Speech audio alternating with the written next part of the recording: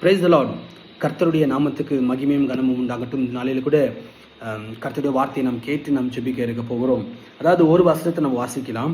2 Samuel 5வது அதிகாரத்தில் 10வது வசனம் சொல்லுகிறது, கர்த்தர் தாவீதோடு கூட இருந்ததுனால அவன் நாளுக்கு நாள் அவன் விருத்தி அடைந்தான் என்று சொல்லி வார்த்தை சொல்லுகிறது.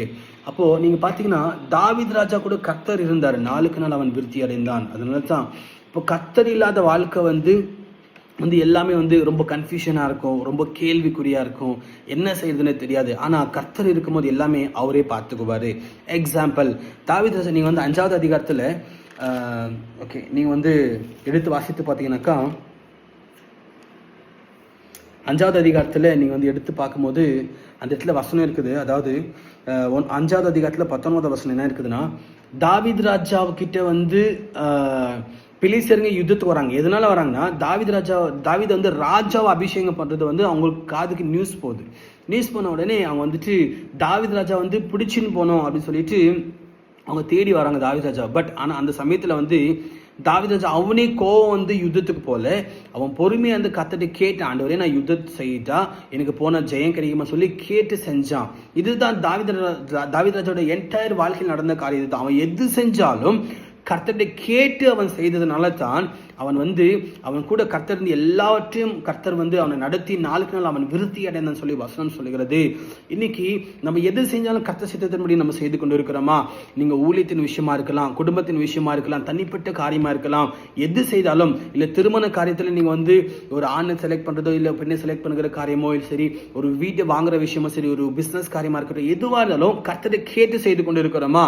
இல்ல கர்த்தர் சொன்னாரா இதை செய்யுங்க சொல்லி கர்த்தர் சொன்னாரா? இல்ல இதை செய்யாதீங்கன்னு சொல்லி கர்த்தர் சொன்னாரா? இல்ல நம்மளே ஒரு முடிவு எடுத்திருப்போம், நம்மளுக்கு எது பிடிச்சிருக்குதோ அதை கர்த்தரை கேட்க மாட்டோம். ஏன்னா கர்த்தர் ஒருவேளை இல்லைன்னு சொல்லிட்டு வரோம் அப்படின்னு சொல்லி நம்ம என்ன பண்ணுவோம்னா கேட்க மாட்டோம். எனக்கு அன்பான தேவ பிள்ளைகள், எந்த விஷயமா இருந்தாலும் சரி கர்த்தரை கேட்டு நம்ம செய்யும் போது கர்த்தர் கூட இருந்து நடத்துகிறதை நாம் பார்க்க முடியும்.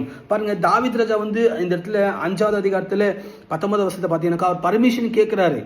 ஆண்டவரே நான் போட்டேன் எனக்கு ஜெயம் கிடைக்குமா சொல்லி. அவன் என்டையர் வாழ்க்கை, தாவீது ராஜாவோட என்டையர் வாழ்க்கையை நீங்க பாத்தீங்கன்னாக்கா எல்லாமே கர்த்தரை கேட்டு கேட்டு அவர் செஞ்சிருப்பாரு. அதனால தான் போன எல்லா இடத்துல தாவீது ராஜாக்கு ஜெயம் கிடைத்த ஒரு காரியத்தை நாம் பார்க்க முடிகிறது. அதே நீங்க 7வது அதிகாரத்துல 9வது வசனத்தை பார்த்தீங்கன்னாக்கா அங்க கர்த்தர் சொல்றாரு, நான் உன் கூட இருக்கிறேன்னு சொல்லி தாவீது ராஜாவுக்கு கர்த்தர் சொல்றாரு. அப்போ நான் உன் கூட இருக்கிற, ஏன் இதை கர்த்தர் சொல்றாரு, நீ எங்க போனாலும் உன் கூட இருக்கிற சொல்லி ஏன் சொல்றாருன்னா, தாவீது ராஜா கர்த்தரை சார்ந்த ஒரு வாழ்க்கையை வாழ்ந்தான். அதுதான், கர்த்தரை சார்ந்த ஒரு வாழ்க்கை வாழ்ந்தாரு. எது செய்தாலும் இது கர்த்தருக்கு பிடிக்குமா சொல்லி கர்த்தரை கேட்டு செய்தனால தான் கர்த்தர் தாவீது ராஜாக்கு பிடித்த ஒரு காரியத்தை, கர்த்தர் செய்த ஒரு காரியத்தை நாம் பார்க்க முடிகிறது. எனக்கு அன்பான தேவ பிள்ளைகளே, குடும்ப விஷயத்துல எல்லா விஷயத்திலும் நீங்க எது செய்தாலும் கர்த்தரை கேட்டு செய்யுங்க. ஐசப்பா இது உங்களுக்கு பிடிக்குமா, இது உங்க சித்தம் இருக்குதான் சொல்லி நீங்க கேட்டு செய்யும்போது கர்த்தர் ஜெயம் கொடுப்பாரு. நம்ம என்ன பண்றோம்னா, நம்ம அநேக சமயத்துல நம்ம இந்த கோபமா இருக்கும் போது நம்ம என்ன பண்றோம்னா நம்மளே ஒரு முடிவு எடுத்துருவோம். நல்லா ஜெபிப்போம், எல்லாமே செய்வோம், சர்ச்சுக்கெல்லாம் போவோம், கரெக்டா இருப்போம், எல்லாத்துலயும் ஓகே. ஆனா இந்த கோபமா இருக்கும் போது நம்மளே கோபத்துல ஏதோ ஒரு முடிவு எடுத்துருவோம். அதுதான் தவறான விஷயம். அந்த சமயத்தை பாருங்க, தாவீது ராஜா அவர் எகேன்ஸ்டா ஒருத்தர் வராங்க சொன்னா அவர் கோபப்படல, அந்த சமயத்துல கர்த்தரை கேட்டாரு. நம்ம என்ன பண்றோம், ஏதோ ஒரு ப்ராப்ளம் வந்தாலே கோவப்பட்ட உடனே டாக்டர் நம்ம பேசி சண்டை போட்டுருவோம். கர்த்தரை கேளுங்க, நீங்க செய்ய வேண்டியது கரெக்டா சொல்லி கர்த்தரை கேட்கும் போது கர்த்தர் பொறுமையா நடத்துவார், கூட இருப்பாரு. கூட இருக்கிறது மாத்திரம் அவரே நடத்தி கொடுப்பாரு. நீங்க ஸ்ட்ரகிள் பண்ண கர்த்தர் விட மாட்டார், நம்மள ஸ்ட்ரகிள்ல கர்த்தர் விட மாட்டாரு. He will lead us. அவர் லீட் பண்ணுவாரு, கைட் பண்ணுவாரு, பில்ட் பண்ணுவாரு, நம்ம லைஃப்ல அவர் ஒர்க் பண்ணுவாரு. அவரே இறங்கி கிரியேட் செய்த நம்ம பார்க்க முடியும். அது எப்போ இது செய்ய வருதுன்னு சொல்லி கேட்டீங்கன்னாக்கா, நம்ம கர்த்தர் சித்தத்தை செய்யணும். எது செய்தாலும் இசப்பா இது உங்க சித்தமா, நான் இது செய்யிட்டா, இது ஓகேவான்னு சொல்லி நீங்க கேட்டு செஞ்சீங்கன்னாக்கா நிச்சயமாகவே கர்த்தர் நன்மையா எல்லாமே நடத்தி கொடுப்பாரு. ஆகையில நிச்சயமா கர்த்தர் பெரிய காரியங்களை செய்யணும்னு சொல்லி கர்த்தர் விரும்புறாரு. உங்க வாழ்க்கையை தேவனுக்கு ஒப்பு கொடுத்து கர்த்தர் சித்தத்தின்படி செய்ய ஒப்பு கொடுங்க. கர்த்தர் நிச்சயமாகவே உங்களையும் குடும்பங்களையும் கர்த்தர் ஆசீர்வதிப்பாராக. God bless you all. நாம் ஜெபிக்கலாம்.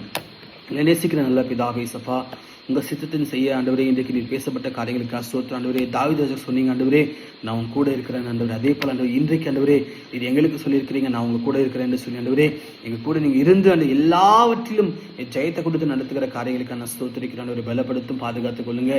இந்த வார்த்தையின்படி நீங்க எங்க கூட இருந்து இந்த நாள் முழுவதும் நடத்துங்க. ஒவ்வொருவரையும் ஆசீர்வதியும் பலப்படுத்தும். இயேசுவின் நாமத்தில் பிதாவே, ஆமென், ஆமென். God bless you all. Amen.